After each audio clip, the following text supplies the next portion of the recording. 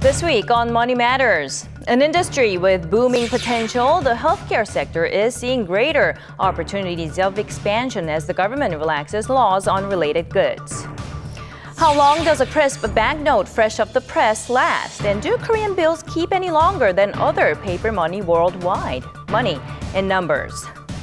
Dive into one of the dozens of summer festivals taking off around the country. It's double the fun for local governments, raking in huge profits. What stories matter in Asia? We'll look at the changing landscape of business in Korea and the rest of Asia on Money Matters.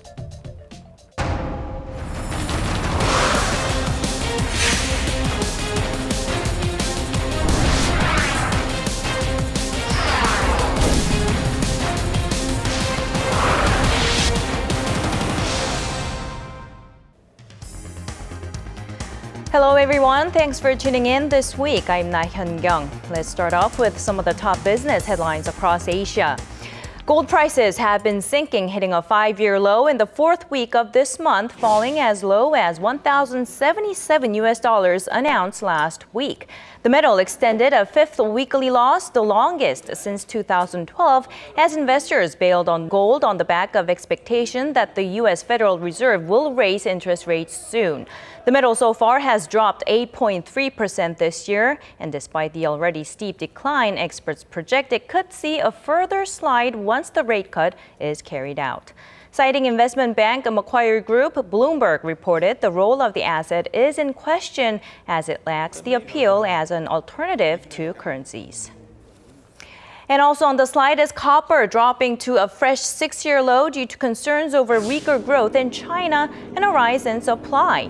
Weak economic data from China, highlighted by the country's Purchasing Managers Index for manufacturing, saw a sharp drop this month, hitting the lowest in 15 months. Goldman Sachs forecasts that prices will sink by another 15% by year-end. Oil prices are also on a downward trend, with U.S. crude prices seeing a sudden drop under $50 a barrel. Expanded pumping from American producers and the new potential of increased supply from Iran have pushed down prices by more than 20% over the past 6 weeks. The World Trade Organization has finalized the list of goods that will be freed from import tariffs worldwide in a $1.3 trillion deal, which it called a landmark. The list includes 201 information technology products such as new generation semiconductors, GPS systems, and printed circuits. The trade body said the value of trade involved makes up roughly 7% of the global total. Korea is projected to see benefits worth $100 billion a year in tariffs lifted. The trade deal, though, has not yet fully secured the critical mass of countries to put the deal into force.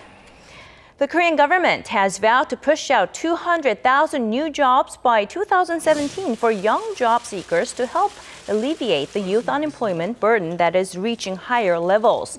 Seoul's finance ministry said it aims to create new work opportunities with businesses to help the 410,000 jobless young Koreans as of June of this year. By doing so, the ministry hopes to boost the overall employment rate by 1.8 percentage points. It said it will work with companies to encourage more full-time hires and internship programs that can lead to regular employment opportunities.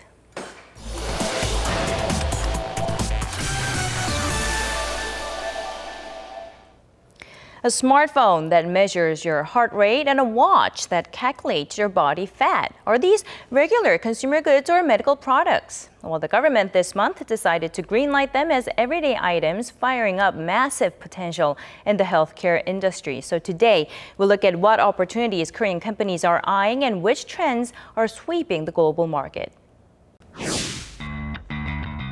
Evident in the string of health-related gadgets put out by global IT firms, healthcare has become a major focus area for companies across the tech sector.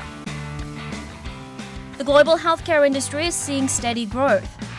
In 2013, it was valued at over $4.3 trillion. By 2020, it's expected to reach $6.9 trillion. The sprawling healthcare industry has come to encompass various sectors that tie into other fields. It can be grouped into nursing for the elderly, the development of drugs and medical equipment, telemedicine, medical tourism, and health maintenance. In particular, healthcare based on information and communications technology has been receiving a lot of attention. The mobile healthcare market is growing at a rapid pace and is forecast to surpass the $8 billion mark in 2018. The growing aging population and heightened interest in staying fit are some of the leading factors contributing to the rise in the healthcare industry. Greater emphasis on prevention instead of treatment has also played a part in the field's growth. Alongside global tech giants, many Korean businesses have entered the ICT-based healthcare market as well. One company rolled out a device that collects and analyzes data from the user's movements, which is then displayed on a connected smart device. In the past, a lot of healthcare products were geared toward the chronically ill, but nowadays many products are geared toward healthy individuals to help them stay fit and prevent diseases. For example, this cup helps manage your water consumption patterns. Based on the day's weather, your lifestyle and body condition, it will suggest how much water you should drink that day and monitor your progress.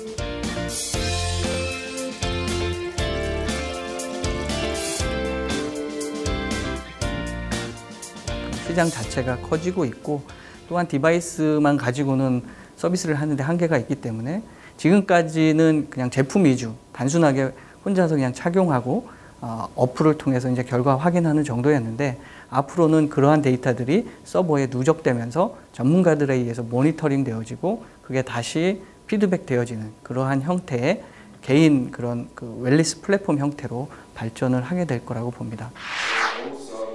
Healthcare was also a central topic at a local seminar on the health and medical industry. Major healthcare organizations and researchers from both home and abroad took part, presenting key case study findings and discussing the latest trends in the industry.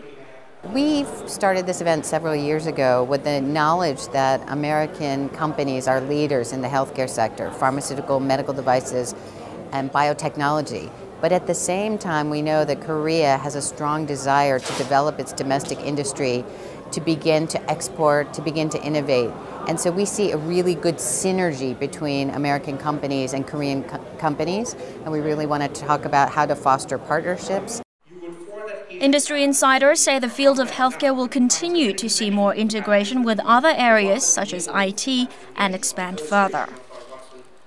The healthcare industry is going through tremendous growth, the healthcare IT industry especially. There's about 1,100 terabytes of data that individuals will leave over their lifetime. A large part of that data will be data that is gathered through a number of devices, a number of different information sources. All this information will need to be processed. This is where the growth in the health industry is going to come from. The ability to manage that data, the ability to analyze that data and provide some very sophisticated analytics. This is where cognitive computing will add some significant value. In Korea, it's not just conglomerates but startups as well that show promise in healthcare products. Supporting creative ideas with IT expertise, these firms are coming out with small but innovative solutions. Mobile healthcare startup Noom came out with a health management app on which you can record your dietary habits and keep track of your weight loss goals. It also provides tips and small challenges to help its 35 million users stay fit. The next vision that I think the software will dominate the market. Software at healthcare sector is necessary because to utilize these cell phone and IoT devices and wearable devices, software experience the most. So I think the next unicorn at the healthcare sector is going to be software companies. Meanwhile, the government is actively fostering Korea's healthcare industry. The Ministry of Health and Welfare is preparing a global healthcare fund worth around $130 million. And regulations on IT-based healthcare products are being eased to speed up development and registration procedures for new products. 웰니스 일반적인 기기인가 아니면 의료기기인가를 이제 구분을 해야 되는데 의료기기이면 규제 승인을 통해 가지고 이제 상품을 팔아야 되고요. 이게 워낙 새로운 기술이 나오고 새로운 상품이 나오다 보니까 과연 규제가 필요한 것인지 필요하지 않은 것인지 그리고 어느 정도의 규제가 필요한 것인지에 대해서 좀 되게 애매한 부분이 많이 있는데 그런 부분들을 이제 기술의 발전에 따라 가지고 이제 규제도 이렇게 팔로우를 해야 되는 것이 좀 중요한 것 같고요. It remains to be seen how Korea can utilize its technological prowess in the ICT industry to further advance in the global healthcare market.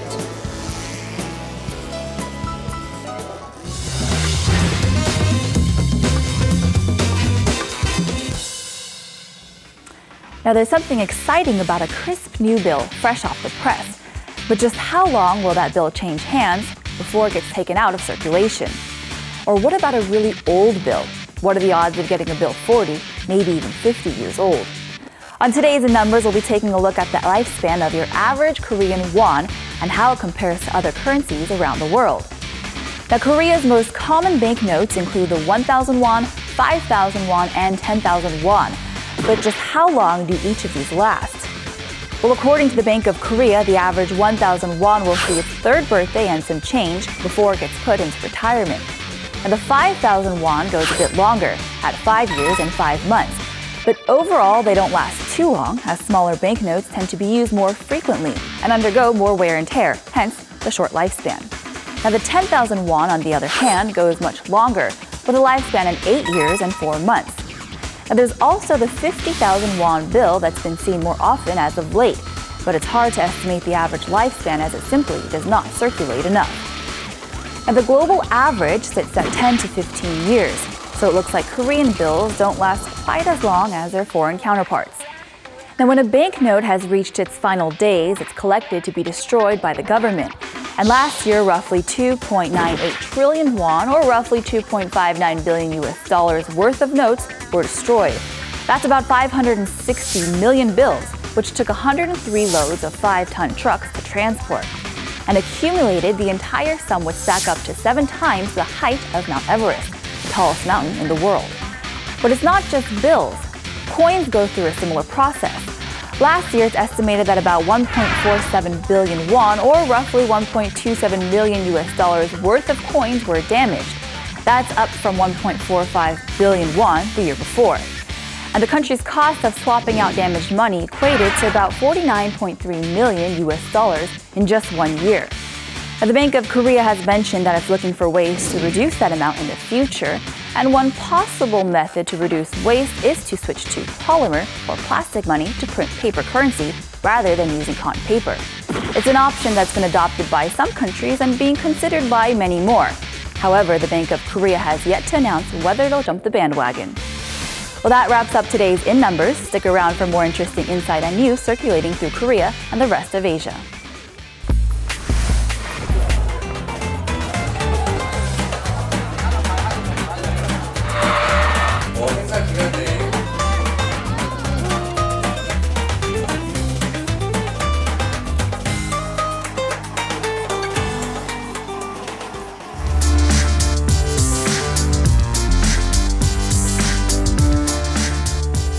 And now we check out the latest trends in business. Misorang joins us as usual today with some of the most eye-catching stories. Hello, Misorang. So what are we going to talk about today? Well, first of all, I'm sure when we read about business, we often come across references to wives and their various financial activities.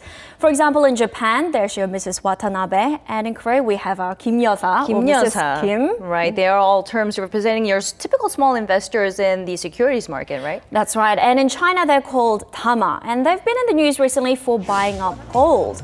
With the price of gold sinking to a 5-year low, China's tama are rushing to invest in gold in the hopes of making up for some of the losses they endured in the stock market rout. 100 and 200 gram bars are sold out at most major stores, and some report sales of gold have doubled or even tripled in the past week.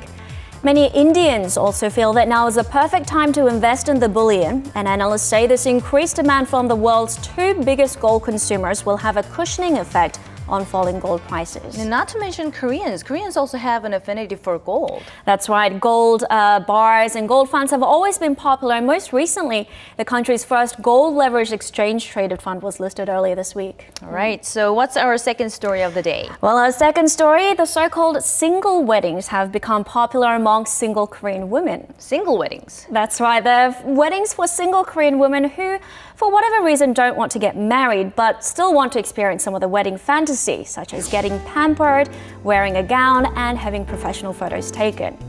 Businesses quick to pick up on this trend have introduced single wedding packages that cost between $1,500 to $2,000 and include hair and makeup, 3 to 5 dresses for hire, and a photo shoot. As professional women increasingly delay or put off marriage altogether, the single wedding market is forecast to grow further.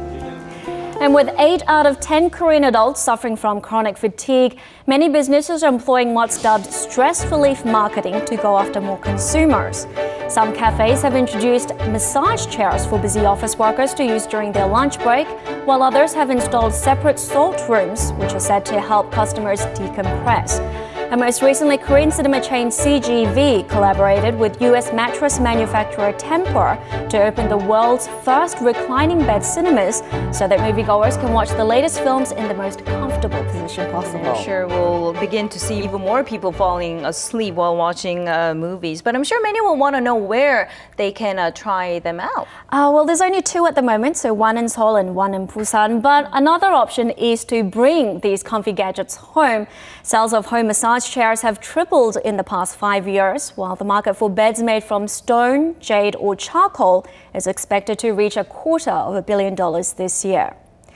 And lastly, merchandisers from Korean retail giants such as E-Mart, Lotte Department Store and Hyundai Home Shopping have given their seal of approval to over a dozen inventions from small and mid-sized firms for their marketability. The list includes lighters from J&K Science, which are nickel metal hydride batteries that can be recharged by simply plugging into a USB port. Now, this product has already generated over $100,000 through crowdfunding and signed a $1.5 million export deal with Turkey and India. And there's also the paper pots from Cookin Paper, which took $1 million over 10 years to develop. And the final product is a light, disposable alternative to metal pots and an ideal solution in emergency or outdoor situations. Okay, that's all we have for today, right? All right, thank you, Ms. Arirang, as always, for bringing in these interesting stories for us. Thank you.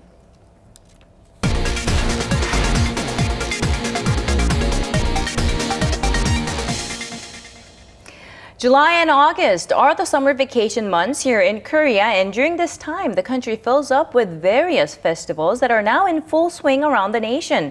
These festivals greatly contribute to boosting the local economy, but how much attention can they draw? Our Im Yoon-hee joins us in the studio to tell us more. Very good to see you again, Yoon-hee. Good to see you as well. So you're absolutely right. Here in Korea, there are about 30 festivals in the summer alone. Now, different parts of the country each have their own unique characteristics, and many of these festivals take advantage of those local charms. Now, recently, the Mud Festival in Poryong came to an end, and with big festivals like these, they attract many foreign visitors and add tremendous support to the local economy. Have a look in this next report.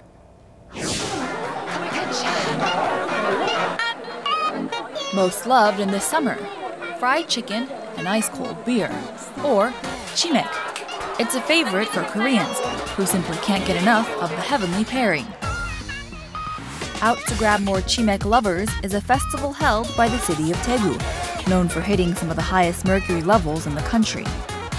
Kicking off last Wednesday for a 5-day run, the festival saw some of its biggest chicken and beer competitors come together to draw in tourists from here and abroad. 치맥 최고입니다. It's really good. I think it should be famous in the U.S. too. Good beer, good chicken, like everybody can enjoy it. With local governments still reeling from the aftermath of the MERS outbreak, the Chimek Festival is helping reinvigorate the economy. 곧 이 치맥 페스티벌은 대구를 대표하는 축제일 수도 있고 어쩌면 대한민국을 대표할 수 있는 축제라고 저희들은 믿고 있습니다. 그 브랜드로 지역의 프랜차이즈도 세계적인 브랜드로 KFC, 맥도날드처럼 키워나간다면 분명한 산업이 될 거라고 봅니다. Some of Daegu's most well-known chicken joints are out to show off their tastes. Many say the festival has become an annual event they look forward to after launching in 2013. 도움이 많이 되죠. 일단 뭐 이런 행사 큰 행사 하고 나면 일단 뭐 관광객들도 많이 오고 뭐 전반적으로 경기가 좀 나아지죠. 그래도 우리 프랜차이즈 회사 입장에서는 전국에 알릴 수 있다는 게 장점을 가지고 있습니다. Why is it that Daegu decided to create a festival dedicated to chicken and beer? 대구는 이제 한국 토종형 최초 프랜차이즈가 대구에서 태동을 합니다. 많은 프랜차이즈가 70년, 80년 동안에 대구에서 태동하게 됩니다. 많은 브랜드들을 함께 모아서 이것을 알리고 홍보하고 그래서 산업화시키는 과정을 거치기 위해서 이 치맥을 행사하게 됐습니다. Local specialties have often been promoted through such festivals, in some cases becoming global attractions. One of the best examples would be Germany's Beer Festival, Oktoberfest. And Spain's tomato battle is another great example. Cities during these festivals are thrown into the spotlight, helping them gain a stronger reputation on the global stage. 최근의 지역 축제는 단순히 문화를 알리는 것도 중요하지만 체험하고 즐겁게 노는 게 중요합니다. 피로사에 접해 있기 때문에 놀이를 통해서 일탈과 즐거움, 그러한 것들이 지역 축제에서 지금 성공하고 있는데 One of Korea's most popular festivals is Hwacheon Sancheoneo Trout Festival, which attracts people from around the world. Using its local landscape, the event invites visitors to engage in ice fishing and even enjoy their catch fresh on the site. Poryong Mud Festival is another popular event, wrapping up just last week. Using its mud flats, Poryong has turned its mud event into a mega festival, commonly seen as a great success story. If you look at the budget and economic effects created from each festival, in the case of Poryong, it spends roughly $1.9 million, but rakes in 28 times that investment. Hwacheon Sancheoneo Festival pours in $2.7 million, but claws back nearly 21 times that sum. And in the case of Hwacheon, thanks to its reputation from the Trout Festival, other seasonal events involving chokbae canoes or specialties such as tomatoes have helped boost the local economy in both agriculture and many other fields. The number of total festival goers overwhelmingly outweighs the local population each year. Considering the county has only 25,000 residents, these events bring in roughly 60 times that figure. But with so many local festivals popping up, problems surface with them as well. There are already 30 festivals related to water events and beaches. In terms of Lotus festivals, there are over 12. And in the same fashion, similar events take place all around the country, mounting to some 2,500 nationwide.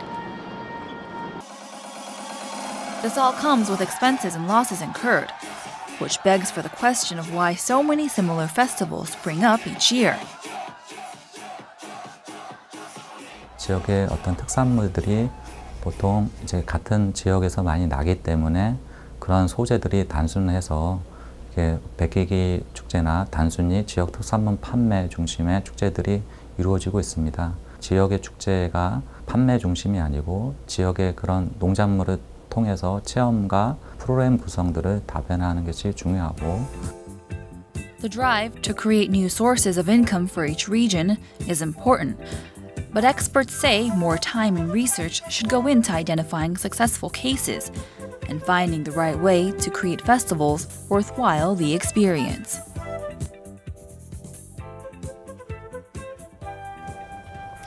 And the Poryong Mud Festival, of course, has garnered worldwide recognition, and this is despite their relatively short histories, and not to mention all other Korean festivals as well. You're absolutely right. So these festivals date back 20 years, if that, which can be considered rather young for a world-recognized festival. Now, in the 90s, local governments began putting together these festivals to create more profits and bring in development. Now, the Poryong Mud Festival was created to market Poryong's famous mud. The Kimje Horizon Festival showcases the beautiful rice paddies of the area, and the Hwacheon Mountain Trout Festival, it gives people a taste of the unique ice fishing along with the beautiful landscapes of Gangwon-do province. Now, these are some of the festivals that help create a model for other local governments to follow. And lately, we've seen many other festivals pop up, but sometimes too many festivals could be seen as a problem. Right. I hear there are many cases where some festivals don't make profits, which could lead to huge losses. So what are some of the causes for this? Well, first of all, the average festival needs about $850,000 to get off the ground, but only 10% of them actually see success.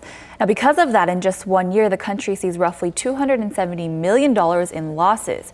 Now, a major cause for this is a lack of specialists who can plan the festivals. A lot of local governments use their own employees to undertake such projects, and without the expertise, it becomes very challenging to create a successful event. In terms of festivals, of course, Korea is still in the very early stages, and this also means it still has plenty of room for improvement, right? Precisely. All right. Thank you very much, Uni, for bringing in this report and sharing it with us today. You're very welcome. And that's all we have on Money Matters. I hope you enjoyed it. We'll bring you plenty of stories as they unfold in Asia and give you a view of the changing landscape of business in the region. I'm Nai Hyun-kyung. Thanks for watching.